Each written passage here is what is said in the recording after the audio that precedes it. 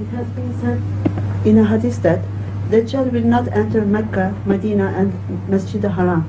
We can see that those nations about whom we say that they are Dajjal, the Western nations, have already entered the above mentioned places. So how can this hadith be interpreted? What is the reference of this hadith? Reference of this hadith? Yes, it has been sent from Germany, so they haven't written. Right. But there is another hadith which the writer has forgotten.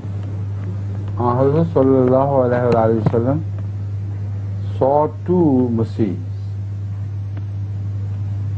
circuiting Khana Kaaba. One was Masih, who was divinely appointed Masih, righteous Masih. Rasulullah sallallahu alaihi wasallam describes him as if he was fresh before him, that his hair was black and he was circuiting Kaaba, and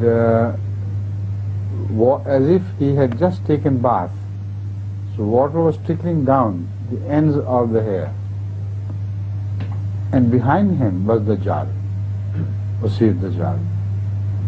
And he was circuiting behind him. It means he followed him and tried to do harm to him. This is also hadith, more authentic than that hadith. When Ahazur sallallahu alaihi wasallam sees Dajjal himself with his own eyes following Masih, then Dajjal must be able to visit Khana Kaaba, and in fact he should be after he's towing the Masih. He's following as if an animal is following his prey. So that shows that Khana Kaaba will in fact be in the possession of Dajjal. He'll try his best to go around and do harm to Masih, who is about to come. So this is one hadith and that is another hadith. Which one you like? Both.